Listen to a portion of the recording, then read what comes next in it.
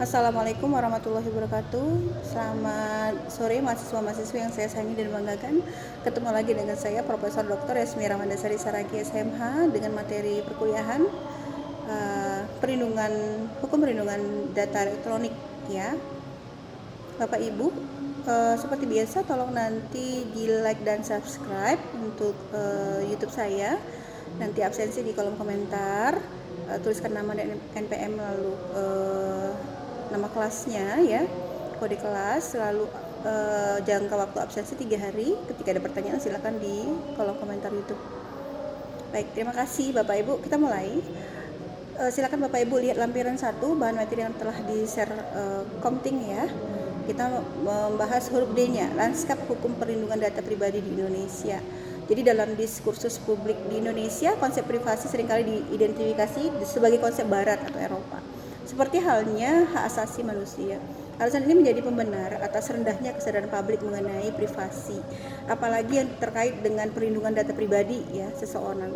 Publik di Indonesia dengan mudah menceritakan pada orang lain ya, tempat tinggal, tanggal lahir, serta seluruh hubungan kekerabatannya. Selain itu juga menjadi praktik umum di Indonesia untuk menyerahkan KTP ya maupun identitas diri lainnya yang di dalamnya terdapat data pribadi seseorang kepada pihak ketiga ya. Misalnya ketika akan memasuki suatu tempat atau gedung dalam konteks kekinian, para pengguna media sosial di Indonesia umumnya secara terbuka mencantumkan tempat tinggal ya, asli atau alamat rumah, tanggal, bulan, dan tahun lahir ya, nomor telepon, juga hubungan kerabatan dengan orang tua atau saudara kandung misalnya gitu ya.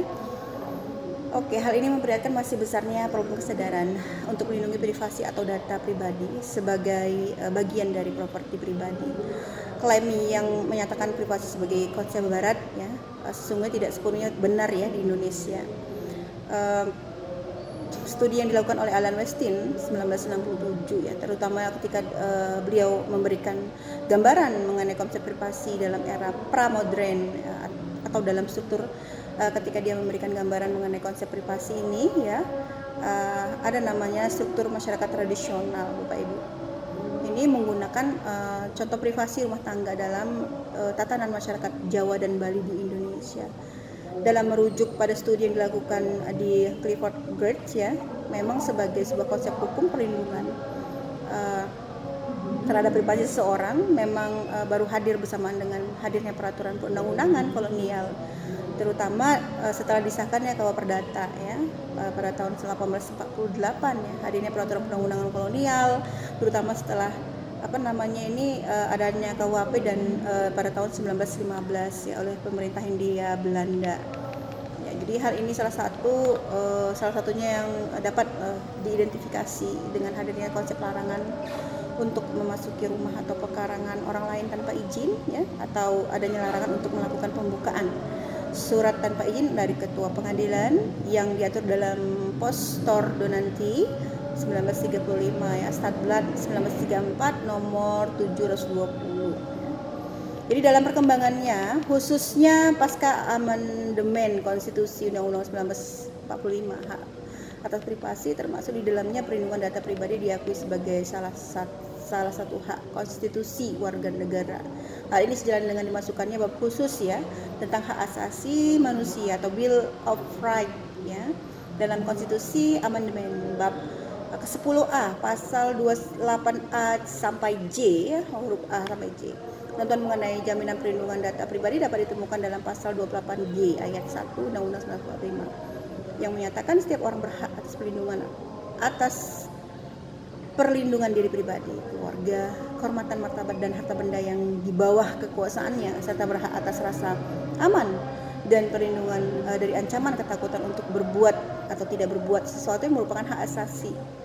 Jadi selain perlindungan konstitusional, keterlibatan Indonesia sebagai negara pihak dari International Covenant on Civil and Political Rights atau ICCPR yang telah disahkan melalui Undang-Undang Nomor 12 Tahun 2005 juga menegaskan kewajiban pemerintah Indonesia untuk melindungi privasi dan data pribadi warga negaranya. Ya. Jadi hal ini juga sejalan Bapak Ibu dengan Undang-Undang Nomor 39 Tahun 1999 tentang hak asasi manusia atau HAM yang dalam beberapa pasalnya menjamin perlindungan atas hak privasi ya warga negara, misalnya pasal 14 ayat 2, pasal 29 ayat 1 dan pasal 31. Jadi secara umum pasal 29 ayat 1 tadi menyatakan pengakuan akan hak setiap orang atas perlindungan diri pribadi, keluarga, kehormatan, martabat dan hak miliknya. Jadi perlindungan tersebut tidak hanya dalam konteks hubungan langsung ya, melainkan atas informasi atau data pribadi. Sedangkan dalam pasal 14 ayat 2 disebutkan bahwa salah satu hak mengembangkan diri adalah hak untuk mencari, memperoleh, menyimpan, mengolah dan menyampaikan informasi dengan menggunakan segala jenis sarana yang tersedia. Hak ini berkaitan dengan pasal 31 Undang-Undang HAM ya, yang mengatur bahwa kemerdekaan rahasia dalam hubungan komunikasi melalui sarana elektronik dijamin kecuali atas perintah hakim atau kekuasaan yang lain yang sah sesuai dengan ketentuan perundangan. Jadi pada level yang lebih khusus nih Bapak Ibu, juga terdapat sejumlah peraturan perundang-undangan ya yang berlaku saat ini yang memiliki keterkaitan atau di dalamnya terdapat materi yang berhubungan dengan data pribadi, perlindungan, pengumpulan, pemrosesan, penggunaan, pembukaan data pribadi. Sejumlah peraturan perundang-undangan dapat dikelompokkan menjadi sektor ya, beberapa sektor. Ini ada yang pertama telekomunikasi dan informatika, kemudian yang kedua kependudukan dan kearsipan, yang ketiga ada namanya keuangan, perbankan dan perpajakan, yang keempat ada namanya perdagangan dan perindustrian, yang kelima ada namanya layanan kesehatan, kemudian yang keenam ada namanya keamanan dan penegakan hukum. Di dalam proses yang 6 tadi saya sampaikan, ada data yang kita miliki yang kita berikan kepada mereka. Data pajak tentu pakai KTP, kesehatan juga begitu, ya kan? Perdagangan, perindustrian, ya, keuangan. Ya kita mau buka ini, Bapak Ibu mau buka rekening baru, tabungan gitu ya, di bank, dia akan minta KTP kita. Nah, tadi saya sampaikan dasar hukumnya ya Bapak Ibu ya. Tadi ada beberapa pasal yang sudah saya sampaikan. Silakan nanti dicatat ya Bapak Ibu. Oke. Baik, nanti di minggu depan insya Allah kita membahas mengenai telekomunikasi dan informatika ya. Yang tadi ke-6 tadi yang tadi saya sebutkan akan saya jabarkan satu persatu di minggu depan. Terima kasih banyak Bapak Ibu atas waktunya. Sukses selalu untuk kita semua. Semoga kita semua selalu sehat, sukses dan jangan lupa bahagia. Saya mohon maaf jika ada kesilapan dalam penyampaian. Tolong jangan lupa di like dan subscribe. Terima kasih. Wassalamualaikum warahmatullahi wabarakatuh. Selamat sore semuanya.